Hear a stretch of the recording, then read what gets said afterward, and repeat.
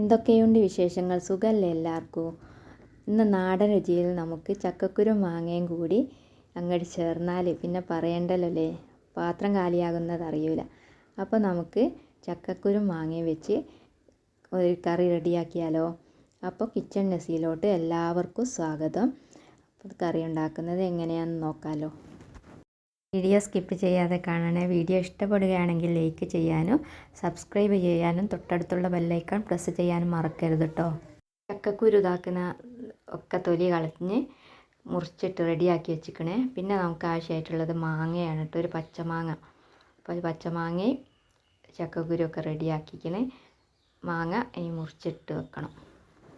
ഇനി ഇതാ ഒരു ചട്ടിയിൽ വെള്ളമൊക്കെ വെച്ച് കൊടുത്ത് വെള്ളമൊക്കെ തളിച്ച് വന്ന് കേട്ടോ, അതിലേക്ക് നമുക്ക് ചക്കക്കുരു ഇട്ട് കൊടുക്കട്ടോ. പിന്നെ നമ്മൾ അതിലേക്ക് ഇതാ മഞ്ഞൾപ്പൊടിയാണ് കേട്ടോ ചേർത്ത് കൊടുക്കണേ. അതിൻ്റെ കൂടെ തന്നെ മുളക് പൊടിയും ചേർത്ത് കൊടുക്കണം കേട്ടോ. എന്നിട്ട് തിളച്ച് വരട്ടെ, നന്നായിട്ട് തിളച്ച് വരട്ടെ കേട്ടോ കറി. പിന്നെ നമുക്ക് അതിലേക്ക് ആവശ്യമായ ഉപ്പ് കൂടി ചേർത്ത് കൊടുക്കാം കേട്ടോ. എന്നിട്ട് അടുപ്പത്ത് നിന്ന് വേവട്ടെ. പിന്നെ നമുക്ക് അതിലേക്ക് പച്ചമുളക് കൂടി ചേർത്ത് കൊടുക്കാം കേട്ടോ.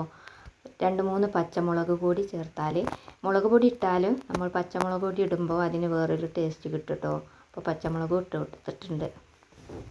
പിന്നെ നമ്മൾ കാര്യമായിട്ടുള്ളത് മാങ്ങ ഇട്ട് കൊടുക്കുന്നത്. ചക്കക്കുരു വെന്ത് വന്നിട്ട് ഇട്ട് കൊടുത്താൽ മതി കേട്ടോ മാങ്ങ. അപ്പോൾ മാങ്ങ തൊലിയൊന്നും കളഞ്ഞിട്ടില്ല. മാങ്ങ അധികം വേവിക്കരുത് കേട്ടോ, ഒന്ന് തിളച്ചാൽ മതി. എന്നിട്ട് നമുക്ക് അരച്ച് വെച്ച തേങ്ങ അതിലേക്ക് ഒഴിച്ച് കൊടുക്കാം കേട്ടോ. തേങ്ങയും ചുവന്നുള്ളിയും കൂടി അരച്ചെടുത്തതാണ്. എന്നിട്ട് അതിലേക്ക് ഒഴിച്ച് കൊടുത്ത് നല്ലോണം തളിച്ച് പോവാതെ നമുക്ക് കറി അടുപ്പിൽ നിന്ന് ഇറക്കി വെക്കാം കേട്ടോ.